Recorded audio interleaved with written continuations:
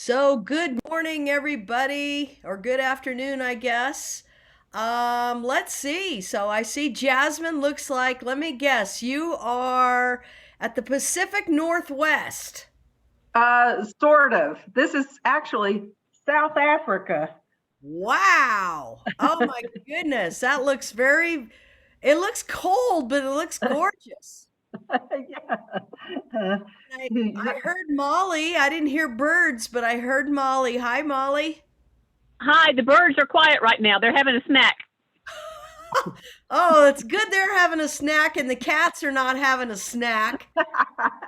Oh, they had a snack too, but it was not bird. Okay. Well, I'm so excited. I have new shirts. 5 new shirts. I went crazy.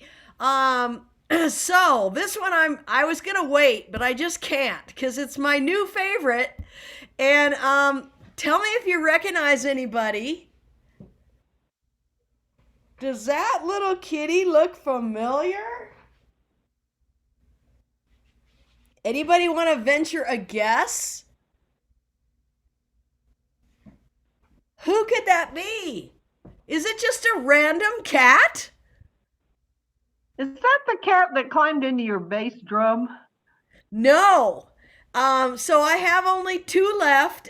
Beamer is the one who climbed in the bass drum, and he's big and fluffy. He weighs about 13 pounds. He is gray, long haired. He's the one who rode in the engine of a car. That's why his name is Beamer, because it was a BMW. This one is my little 6 pound spunkiness named Kamikaze. And she's the one who's named appropriately for also named appropriately because she's fearless and always has been. She's been everywhere in the dishwasher, in the wash machine, in the dryer, and the inside of a crock pot. I mean, you name it, she has been there. I Luckily, thought she's Kamikaze was a black cat. no, she's a little tiny silver tabby. I'll have to send you pictures. But this, the shirt, the place that I order shirts from has this custom shirt where you can send in a picture, and I thought, oh, it's going to be blurry and it's going to be a mess, but let me just try it. Well, I mean, it really turned out very good quality. And there was a little bit of a background on the original picture, but they just blended it into this tropical shirt. This is so perfect. And I wanted to do this one first, and then if it turned out, I'll do one with Beamer too. Poor Beamer, he didn't get a shirt, but that'll be the next order. And I'm sure it'll turn out really great, but I didn't do him, I wanted to see how it turned out. So I'm really impressed. So it's pretty exciting. So the bear today is like naked, so he's just going to take a break because he's been through his wardrobe and we're just going to let him have a little vacation and then we'll start resurrecting all the old outfits one at a time. Hopefully people forgot and it'll be a nice reminder. Oh, I remember the lobster outfit or whatever. So for right now, he and Little Bear are on hiatus, but I have these great new shirts to unveil every week. So hopefully you all got the music and we're going to do a little bucket drumming. And I sat in on this class with David Barrow, who's an elementary school teacher and maybe middle school. And he actually has a book on bucket drumming. Why didn't I create a book? Like all these things I've done and not published. I just do it within my own little community or whatever. But he's got a book on bucket drumming, and I'm like, oh wow, I could have wrote a book on bucket drumming. I've been bucket drumming my whole life and teaching bucket drumming. Why didn't I think that anybody would want to buy a book? Well, anyway, he's created this book. It's been out for a little while, and I attended a class recently that he kind of went through some of his book and. He's got some unique, cool things, but mostly the stuff he's doing are the stuff I've been doing the whole time. And so I figured, hey, let's do a little bucket drumming using his book and using some of his. I have audio, but I'll be the audio. I can just play the stuff. But I thought it would be fun to kind of go back and play a little bucket drumming and combine it with notation because. you know, he has his unique interpretation of notation. And so I'm just going to go ahead and share my screen here. And I will pull up page 41, I think, is where we're going to start, because that seems to be a good place. He does a lot of talking about his approach and all that, and it's all great. But we are ready to just dive in here. So hopefully you can see this. I'll make it a little bigger. Oh, that doesn't really make it much bigger. I guess that's okay. Hopefully you can see that. And so let's just kind of go through. On the left here, you can see, and I'm going to go ahead and stand up, and I'm going to put my bucket on my chair. This particular bucket is one that the top has been broken, and so then I go ahead and put tape on it 3 different ways. I go straight this way and then oblique. So it's 3 different layers of duct tape, kind of a clear packing tape, and then just my normal bucket. So let's see, I'll kind of put this so you can see the bucket here. And for sticks, I'm just going to use some normal, nothing fancy, just some regular sticks. And so let's go over this notation. So the way that he likes to notate it is the bottom line here, our bottom space, is the center of the bucket. Okay, and then the side of the bucket is going to be right here, so it's the second space up, and then the third space up is the rim. So we've got the center, the side, and the rim. And I usually like to go front rim rather than close to me rim. It's just easier. And so that's kind of a higher pitch, so it's higher on his little scale, and the side is a little bit high, so that's good. And then the center is usually pretty low. So as far as the other notations, we've got this one with a stick click. That's just where we're going to click our sticks together. And then I'm not going to worry about these others. This is where you actually lift the bucket with your foot. So that's assuming that you're sitting down and you just lift the bucket up like that. And the bucket drummers in New York City and places like that do a great job of kind of getting that, you know, they move it a lot with their foot.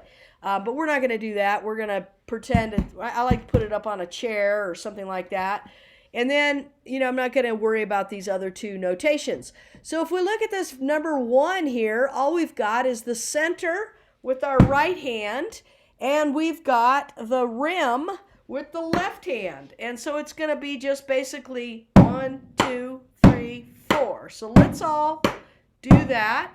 And if you could mute yourself, that would be great. So we're just doing center, rim, center, rim, center, rim, center, rim. We could speed it up,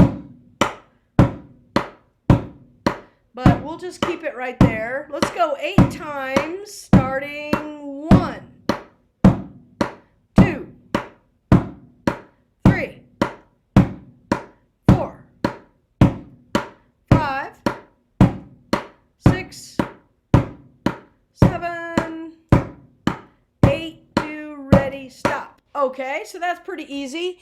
Now, number 2, we're going to get a little fancier. So we've got boom, boom, chick, boom, chick. So 8th notes, right-handed. So and this kind of sounds like a kind of a typical rock beat. So it's going to sound like boom, boom, chick, boom, chick. And just go ahead and join me. Center, center.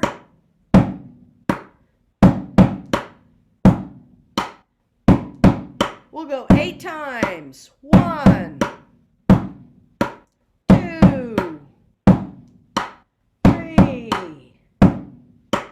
4, 5, 6, 7, 8, 2, 3, 4. All right, and that one could be played faster. But you get the idea. So that's got a nice little groove to it. Number 3. So number 3, the rhythm, if we were just to play it on one surface or one spot, and we could use the sticking that they're giving us, 1, 2, and 3, 4. 1, 2, and 3, 4. So that's the rhythm, but they want it to be split. The good news is the right hand's always in the center, the left hand's always on the rim for this exercise, so we don't have to be doing any of this stuff yet. So our rhythm is going to be again 1, 2, and 3, 4. 1, 2, and 3, 4. Boom, chick, boom, boom, chick. Also a very popular rock beat. This would be bass and snare. Here we go, 8 times. 1, 2, 3, 4, 5, 6, 7, 8, 2, 3, 4. All right. And that could be fast again. It could be.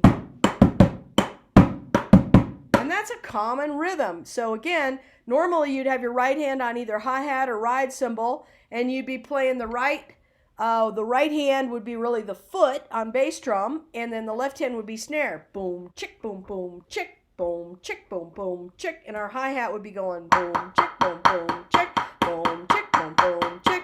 Super common rock beat. You could get away with that beat on most stuff you hear on the radio at different tempos.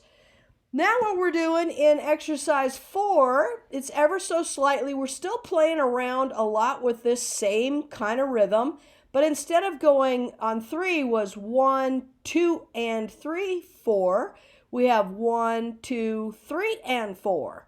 So it's going to be like 1, 2, 3, and 4. 1, 2, so go ahead and join me. 1, 2, 3, 4, 5, 6, 7, 8, 2, here we go. All right.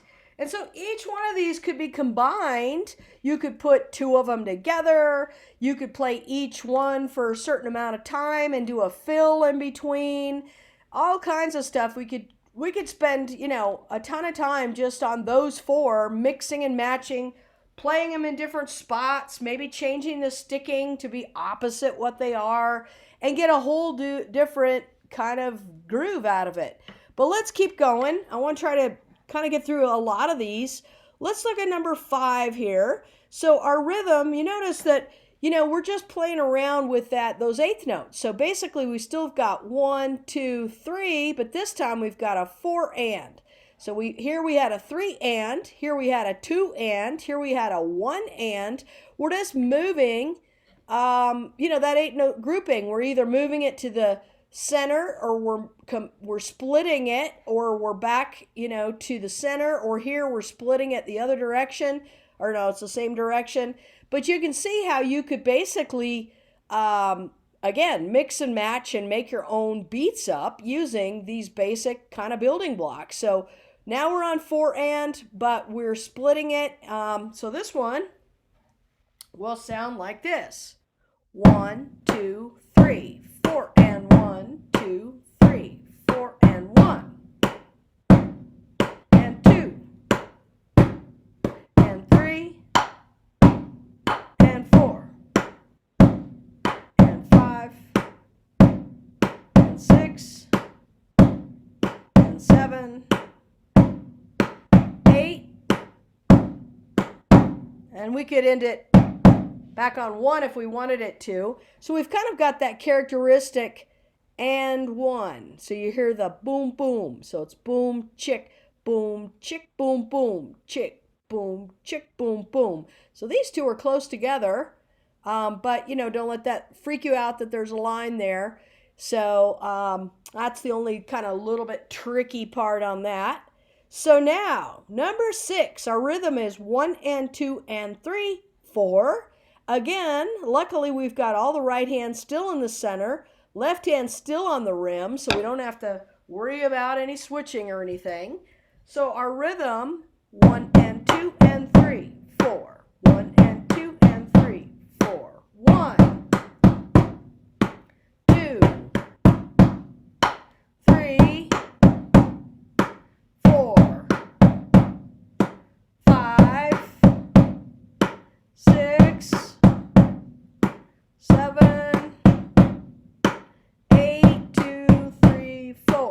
Okay, and feel free if you have questions to stop me if there's anything tricky or anything, but we're going to keep going. Number 7. We've got 1, 2, and 3, and 4. And again, it's still going to be the same configuration. So it's going to go 1, 2, and 3, and 4. 2, 3, 4, 5, 6, 7, 8, 2, 3, 4. All right. Now what we're doing, again, we're just kind of moving. Here we had 1 and 2 and. Here we had 2 and 3 and. Now we have 3 and 4 and. We're just moving stuff down the road a little bit. So let's give this one a try. Number 8. 1, 2, here we go. 1, 2, 3, and 4 and. 1, 2, 3, and 4 and 3. 4, 5, 6, 7, 8, 2, 3, and 4 and. Or we could go and 1. And then we like to end on 1 sometimes. Number 9. What we're doing here, we're doing the 1 and the 4 and. So it's kind of like we took this and moved it over 1, which pushed that other part to the beginning. And then, that's just permutations. These are like permutations, and it's endless. It could just keep going all the different directions. That's what's so fun about all these. You could even take one of these and alter it 20 different ways. You could create your own. So number 9, our rhythm is 1 and 2, 3, 4 and 1 and. So the 4 and the 1 and are together, even though there's a bar line there. You're going to go 4 and 1 and. Okay, so let's just try this one. Here we go. 1, 2, here we go. 1 and 2, 3, 4 and 1 and 2, 3, 4 and 1 and 2, 3, 4 and 1 and 2, 3, 4 and 4. We'll say we're on 5, 6, 7, 8. All right, so I was into it so much I wasn't counting, so I was just guessing where we were. Yeah, nice. And all these again could be played faster, or we could alter some of them. We could play, for instance, we could try that same one, and we could play this part quiet and this part really loud. So let's try that. 1, 2, here we go. 2, 3, 4, 5, 6, 7, 8. So, even dynamics, louds and softs. Okay, number 10, we've got 1 and 2 and 3 and 4. And luckily, again, still 2 and 4, our friends, are on that rim. That's like our snare drum. And this is kind of like our bass drum. Here we go, number 10. 1, 2, here we go. 1 and 2 and 3 and 4. 2, 3, 4, 5, 6, 7, 8, 2, here we go. All right. Now, again, all we're doing is moving this over 1 count. So we are 2 and 3 and 4 and the 1 is by itself. 1, 2, here we go. 1, 2 and 3 and 4 and 2, 3, 4, 5, 6, 7, 8, 2, 3, 4 and. Okay, now what we're doing, again, we just moved it over 1, which pushed us over the edge, so we're back here. So it's 1 and 2, 3 and 4 and 1 and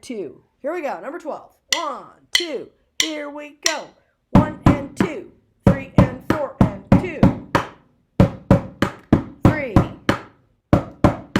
4, 5, 6, 7, 8. All right. And hopefully, I'll provide this video. You can actually play along with this, later if you want to, as a practice resource. I tried to send you the audio files, but they're too big. But like if you just watch this again, it's kind of where we started, you could actually, have fun and play along with these another time if you wanted. 13, we've got 1 and 2 and 3, 4 and 1 and 2 and 3. Okay, here we go. 1, 2, here we go. 1 and 2 and 3, 4 and 2, 3, 4, 5, 6, 7, 8, 2, 3, 4, and. Okay, number 14. This one's a really good one. We just have 1 and 2, 3 and 4. 1, 2, here we go. 1 and 2, 3 and 4. Second time. Third. 4. 5. 6. 7. 8. All right. Moving on. 15. We've got now, instead of 1 and 3 and, we've got 2 and 4 and, but it's split. Again, it's not on the same spot. Here we go. Number 15. 1, 2, here we go. 1, 2 and 3, 4 and 2. 3, 4, 5, 6, 7, 8, 2, 3, 4, and then lastly, number 16. This is like everybody on the center except for the 2 and 4. This is a really popular kind of groove. 1, 2, here we go. 1 and 2 and 3 and 4 and 2. 3, 4, 5, 6, 7, 8. The tricky part is knowing where you are, counting, because you can kind of get into it, and it's like, oh yeah, that's great, but where the heck am I?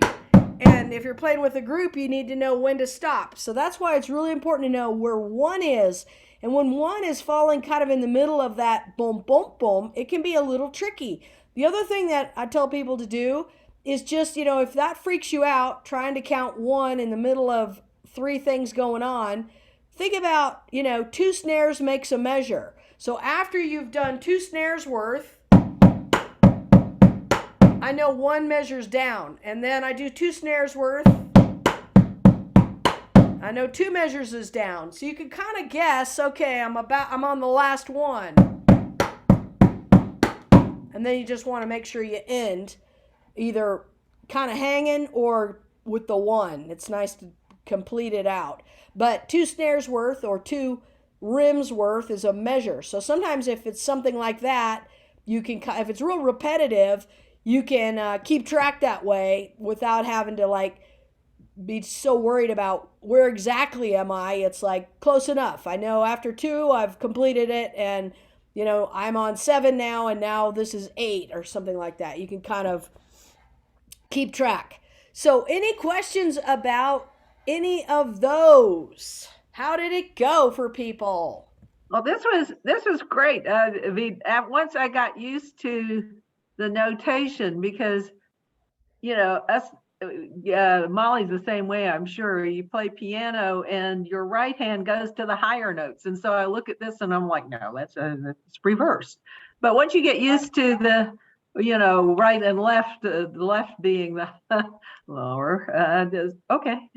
Yes. And in bucket drumming, like with a lot of the roll-off pieces, everybody always has this little legend. And everybody's legend is different. I actually like his. It's different from what I've seen in the past or written in the past, but this actually does make sense because the right hand is in the center and it's lower. So that does kind of make sense, but you're right. It depends on, I always look at the legend, and if the legend freaks me out, I color code it and I'll put like red here and green here and blue here. And then for the first few, I'll color code them until I get the hang of, and I even put a piece of tape on my center, on my rim, on the side of the drum, because that, colors, again, when you're like a little kid, colors are like the very first thing you learn, even before like numbers and letters. It's like red from blue. And when it's quick, and I do that on tenor music all the time, is because it's so incredibly fast. The lines and the spaces get, jumbled up because there's 5 different ones and they're pretty close. You can barely see them. So I color coded, and then I think blue, green, red, red, red, yellow, yellow, black, black, blue, green, green, or whatever it is, and then that's a lot easier than 1 drum, 2 drum, 3 drum, 4 drum, or pitches or whatever. But you're right, once the notation is critical, and sometimes the notation doesn't make sense, and some people have notated the right side of the bucket versus the left side of the bucket. It starts to get pretty complicated pretty quickly. Luckily, this is pretty easy because it's only 3 things, and it kind of, once you get the hang of it, it's not too bad. So let's do the same thing on this next section. I know Molly's going to dig this because, we're going to do the same thing, but instead of duple, which is 2s or 4s, we got triple. We got 3 things going on. So we've got triplets, and we're in 6/8 time. So the way that this would be counted is there'd be 6 counts. 1, 2, 3. This is 4. And because it's written as a quarter note, and where the 8th note gets the beat, it gets the 4 and the 5, and then a dot makes it half more it's worth more by half. Okay, so if it was worth 2 things that are 8th notes, half of 2 8th notes is 1 more 8th note, so that's 3 8th notes worth. It took me a long time to figure that out. Nobody ever really explained dots good to me. And when you first hear it, you're like, oh my God, that is so complicated. But it's really not.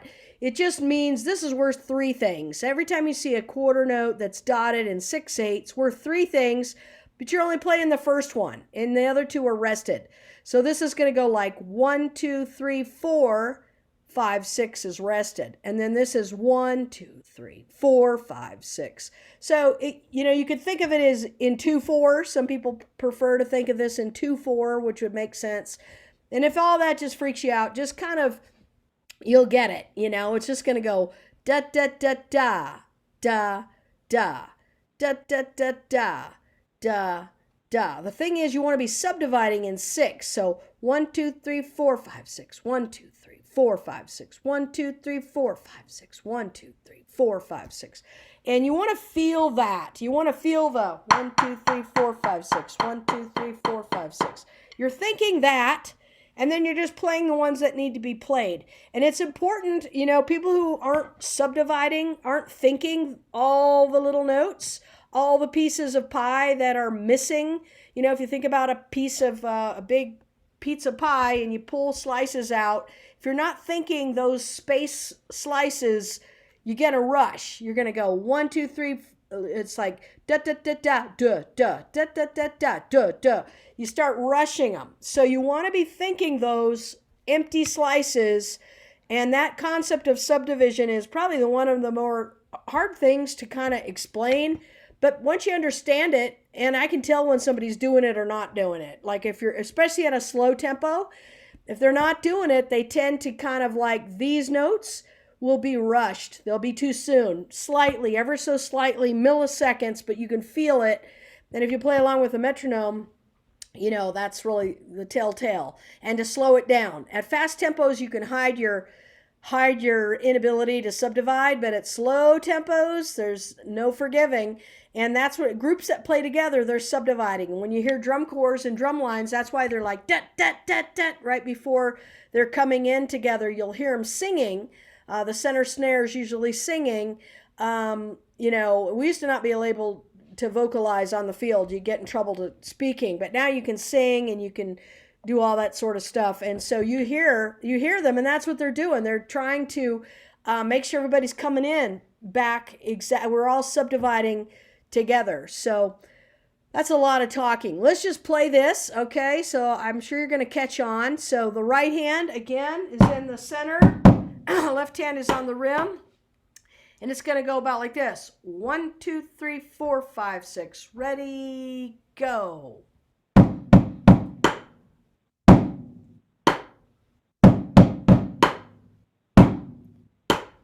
3. I'm going to speed it up. 4, 5, 6, 7, 8. It's a little bit better at the faster tempo. Bum, bum, bum, bum, bum, bum. Think of an Irish jig. I always think of the little guy on the cereal box, you know, the little shamrock guy.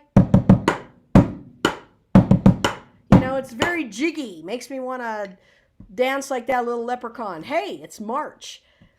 I know what shirt I'm wearing next, the 17th. We're going to be playing triplets in honor, and wearing green in honor of St. Patrick's Day, of our little leprechaun friend on the cereal box. It's magically delicious. Okay, just had to sing that. Okay, number 2, all we're doing is just moving this triplet around. So instead of being on count 1 in the first measure, we're on count 1 of the second little measure. So maybe a little faster. 1, 2, here we go.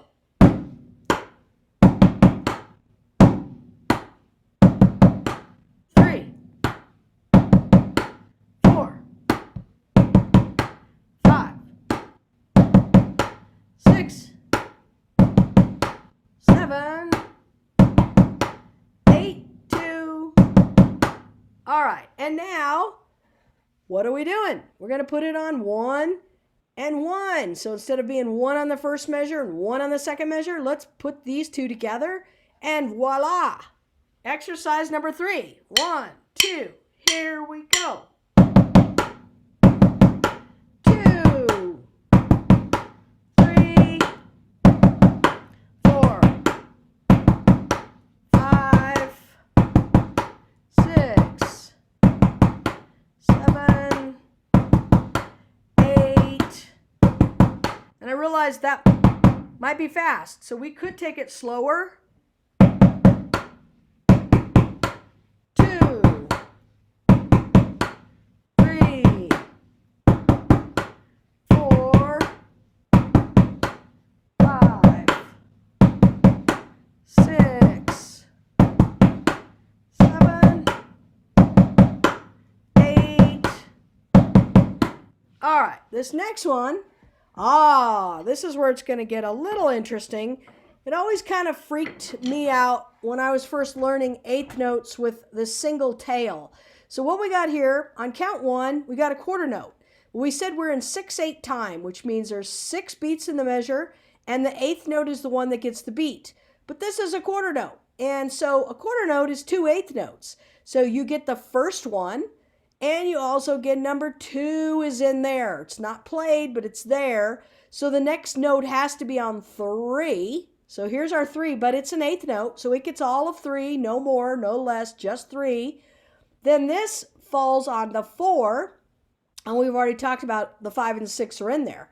So if we were to count this, we're playing on the 1, the 3, and the 4.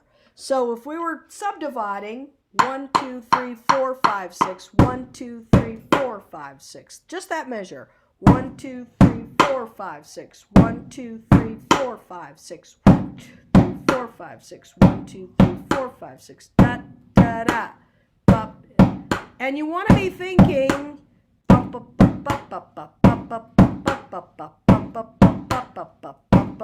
otherwise it's going to sound like, well, not quite like that. It's going to start sounding, I'm not playing it right, but what I'm trying to explain is that you don't want it to sound like a duple. And that's another thing that I can tell with students. So I need to put this down so you can see it.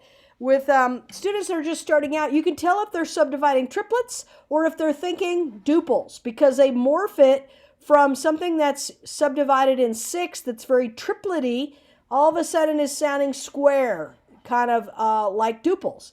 And so you want to be thinking all those notes. Da da da da da da da da da da da da. 1, 2, 3, 4, 5, 6. You don't want it to slowly morph into something that sounds like you're doing this up here, because it can happen, and you can tell, you can feel it. And then the second measure is just, the 1 and the 4. So it's going to go bum ba dum bum bum bum ba dum bum bum. So maybe not quite that fast. 1, 2, 3, 4, 5, 6. 1, 2, 3, 4, 5, 6. 1, 2, 3, 4, 5, 6. Bum ba dum bum. I'm going to go just a little bit faster so you can feel it. I'm thinking one, 2,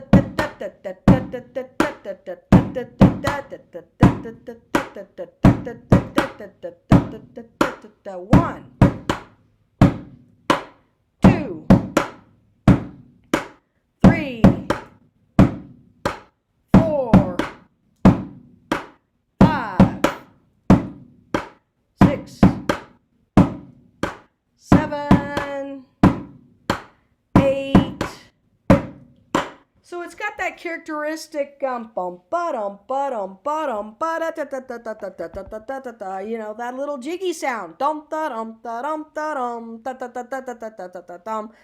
Polka-y, kind of swingy in a way. So if we look at number 5, we've got the 1, the 2 and the 3 are in there. This is now 4, but it gets the 5 also. And then we've got a 6-1.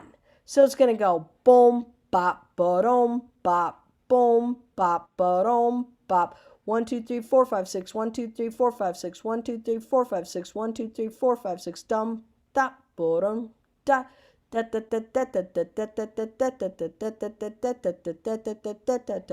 We probably won't take it quite that fast, but we don't take it too slow because then it's kind of clunky. So it's going to be like this. 2, 3, 4.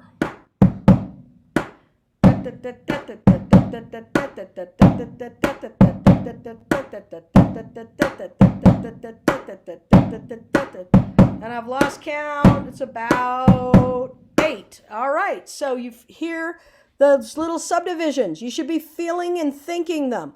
You don't have to necessarily say 1, 2, 3, 4, 5, 6 because that gets crazy. But just you're thinking.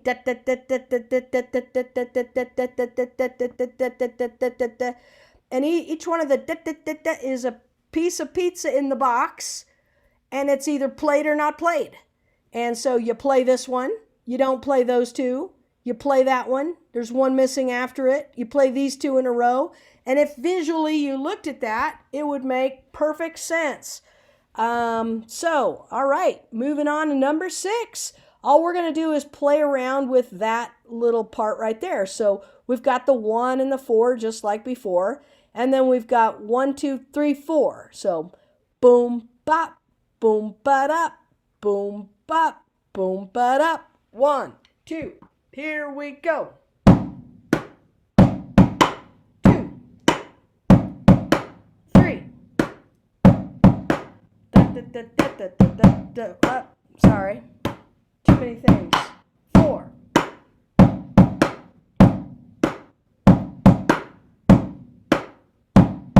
We'll say we're on 6, 7,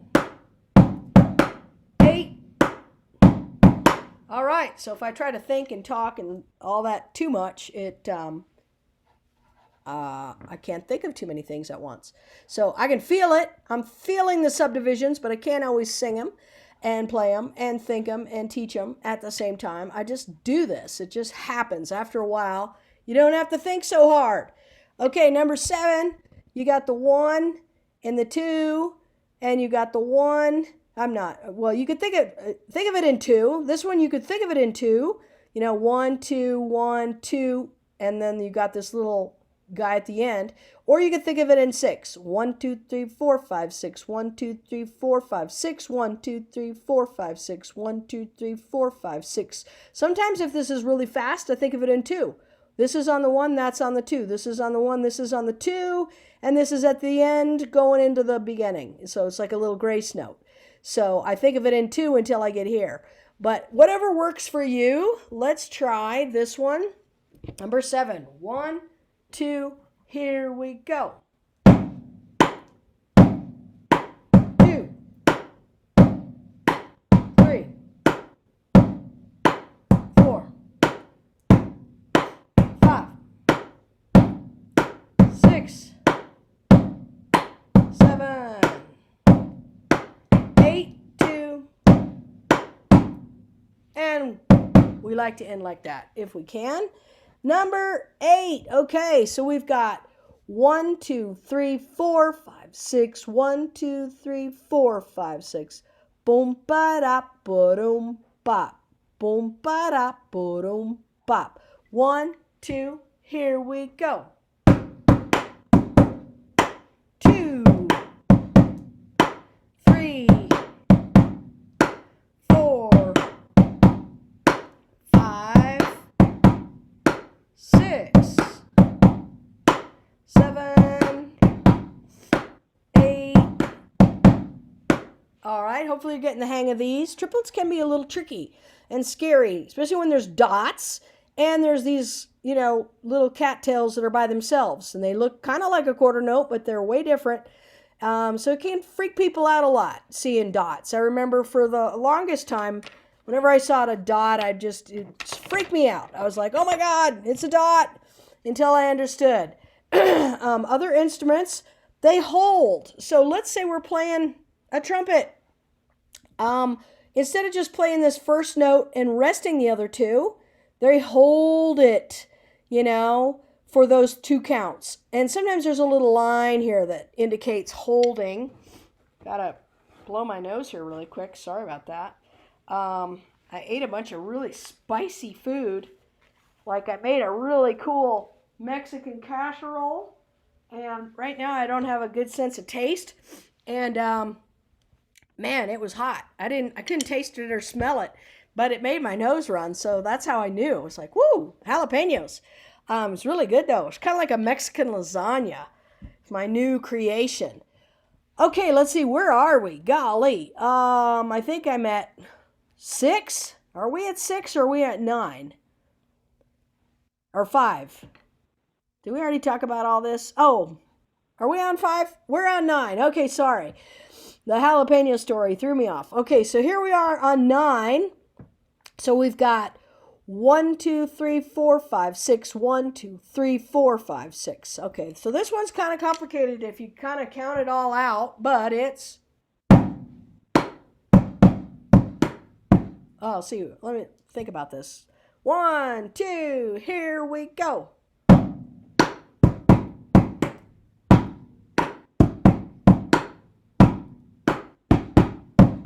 1, 2, 3, 4, 5, 6, 7, 8. And with something like this, first of all, my eyes have to, what I do sometimes with my pencil is I will draw a circle around these 2 guys, and I'll draw a circle around these 2 guys. Because I want to know that this guy and this guy are close together, and I want to know that this guy and this guy are close together. And then I already know kind of who's on 1 and who's on 2. So it's either somebody who's, like this guy, I know is closer to him than him. So I draw a line, especially if it's really fast moving, and I'm sight reading it for the first time. I'll peruse the music and just look at it really quick. Like last night, we had sight reading night in the community band. And as soon as you pull the music up, you scan the whole thing. I look for dynamics. Where are the dynamics at? Where are the repeats at? I circle them. Where am I going back to? Before I even play it, because I don't want to get there and be like, where do I go? What do I do now? I want to know all that stuff. If something's really big, I circle it. So if there was something like this, and I was looking at it for the first time, to sight read this, there's a lot of notes, and the older you get your eyes, it's like, well, who's close to it? Which one is what? I would immediately take my pencil and I'd go around these 2, and around these two. So when I see it, even from far away, I know, this one is the grace note before the 1, and I know this note's the grace note before the 2. So it helps me. Boom, chick, boom, ba-dap. Otherwise, it can kind of almost look like these guys are all together, and they're not. These two are close together, and these two are close together, and there's a space in here. That's the other thing I'll do sometimes. I'll take a pencil and draw a line right through here and right through there. Then I know immediately from far away, even if I'm standing far away, I can barely see, it helps me to know who's close to who. So hopefully that concept helps, and because this one could be a little tricky first looking at it. So 10 is not so tricky. We're on the 1, we got the 2. Here we've got this one, and I would draw my line around these two guys. I know these two are close together, and then this guy I know is close to him. So it's going to go boom, check, boom, ba-da, boom, bop, boom, ba-da, boom. But first glance, you might think these two are close together. But because this guy's a quarter note, there's a space in there. So I might draw a line here, like that, or I might circle these two. Hopefully you can see my little arrow that I'm pointing to. So let's try number 10. So 1, 2, here we go. 3,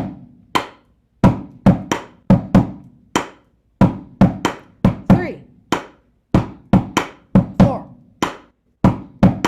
5, 6, 7, 8. All right. And let's see, how are we doing on time? Oh, we've got time. Number 11. So, boom, boom, ba-da, boom, bop, ba-doom, ba-da, boom, bop, ba-doom, ba-da, boom, bop, ba-doom. So again, I might draw a circle around these two, or I might put a line right here, just to help me, again, quickly determine the rhythm, so I don't have to think so hard. Let's try it. 1, 2, here we go.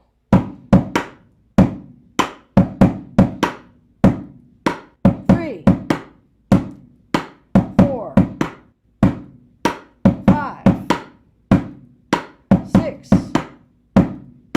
7, 8. All right. Number 12. Boom ba da boom boo da. Boom, boot up, boom, boot up. Again, what I would do, put a circle around these two, circle around these two, circle around these two, or slash here, slash here. So I know these two are together, these two are together, and these two are together. It helps me quickly identify. 1, 2, here we go.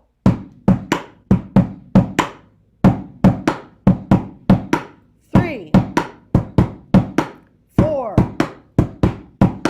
5, 6, 7, 8. And that one, after you kind of get it, it just has a natural little groove, but you could get lost. So you kind of want to know where you're going. So again, that little snare or rim thing, I know that I have to do 2 of them to get 1 measure. That's 1 measure. 2 measure. Every 2 snares worth, I know I finished it, and then on the last one, I just have to be careful to know where to end and not hang over. Number 13. Boom ba da, boom ba da, boom ba da, boom ba da, boom. So 1, 2, 3, 4, 5, 6. 1, 2, 3, 4, 5, 6. 1. If that's a little painful to. So it's helpful to just kind of think that way, almost in 2. Especially a lot of these Irish little jiggy things are pretty fast. So let's try it. 1, 2, here we go.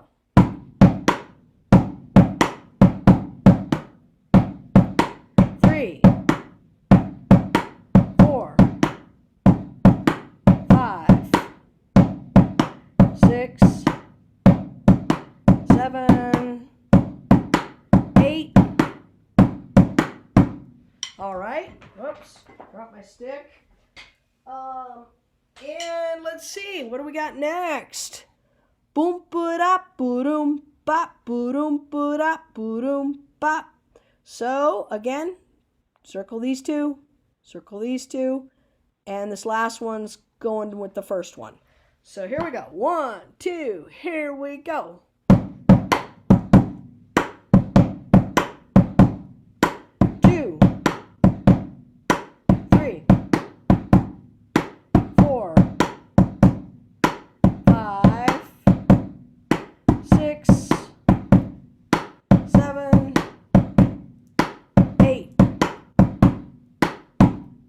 These are a little complex. Triplets can be a little tricky. People either love them or hate them. 15. Boom ba da, boom ba da. This one's easy. This one belongs way up here because it's not too bad. Some of these others were a little syncopated. 1, 2, here we go. 2, 3, 4, 5, 6, 7, 8. All right, that was not too bad. And then this one, oh, this is a really popular one. Boom ba da, boom ba da, boom ba da, boom ba da. This one's as common. You hear it all the time. 1, 2, here we go. 2, 3, 4, 5, 6, 7, 8. That one sounds like a horse to me. You're riding along, on a little horse. I can just imagine the little leprechaun on his little horse riding. Okay, what questions do you have? Some of those were a little challenging, I must admit. This is the first time I actually looked at this. I looked at it quickly, but that I really played it. And some of these are pretty hard for a beginner, I would say, because you really have to decipher them. Questions, comments, suggestions? Do people like these? Not too bad? I love these. I really love these. Did you send us the music for this? Because I haven't looked at my email in about a week. I did. I sent you the whole book. I don't know if that's illegal or not, but as long as you don't make money off of or anything, it's all in. I'm promoting his book, So yes, I sent these to you, and also if you rewatch this along with the music, I do have the audio, but it's pretty much this what I just played, and so and we could do more of these. So this was page 41, and then there's another maybe for next week we can tackle the next page, and then you can mix and match. That's the fun of these, is just combine. Okay, write your own little thing, crop this. I'm going to put 5, and we're going to do 5 4 times, and then we're going to do number 10 4 times, and then we're going to do 16 4 times, and then a crash at the end. We got a song. And so these can really be, or you can put on your favorite jam, and just start off with what beat do I kind of hear, and probably it's going to be one of these, like 2 is really popular. You can play that to a lot of songs. Number 4 is popular. You can just find some music and play along with these, and or develop your own rhythm and try to figure out, what am I playing? Try to write it out. It's really great for your brain.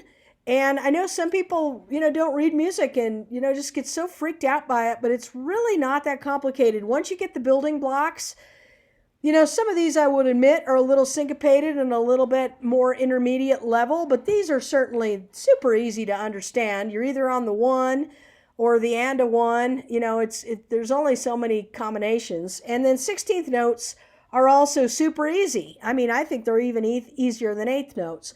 When you start getting into the dots and the half notes and the quarter notes in 6/8, it can get a little tricky, but once you know the basic rules of who's equal to what, you just figure it out. And I have my own little notation, like I was kind of explaining, especially if it's going quickly and you want to sight read it, but you're like, I don't want to be freaked out when I get there, like, is that on the, how long, who's next to who? I, want to kind of look ahead. And so when I get there, that's what people who sight read are good at, like pulling out the trouble spots. Where are the pitfalls in this piece where I'm going to like choke, and anticipate the choke spot and fix it before you even play it for the first time. So that once you play it the first time, maybe it's not perfect, but you're not going to get lost. Or you just kind of make your way through that little section and then go back. And that's the nice thing about music, is each time, you make it better, make it better, make it better. Like fix all those little problems. You shouldn't be consistently making the same mistakes. Sometimes people don't know they're making mistakes. So that's, that's why it's good to record yourself or to audio tape yourself and listen. Am I playing what I think I'm playing? There have been times where I've listened to myself and I'm like, oh my gosh, the whole time I'm playing it totally wrong. And I was just in my brain, totally wrong. I played it great, but it was wrong. It was not what it was supposed to be. And so, it's always good to kind of check yourself. Am I playing what I think I'm playing? Am I playing it the right way? Because sometimes if you learn it wrong, then it's like you keep seeing it that way. And, and I do that even with, you misspell a word and you're like, how did I not even see that? Like, gosh, like, am I crazy? Sometimes your brain just like, it knows it just goes really quick through it. And then you realize, wow, that's been wrong the whole time. I never even noticed there's like a letter missing or whatever. Okay, I think I'm going to stop sharing my screen. I'm glad you guys like this. This will give us some new stuff to do. And I will see you next week with our green on and my green cat St. Patrick's Day. And we'll play some triplets. So I hope you have a good weekend and, get past all the pollen. And thanks again, Valerie, for being behind the scenes. So have a good weekend, everybody. Bye.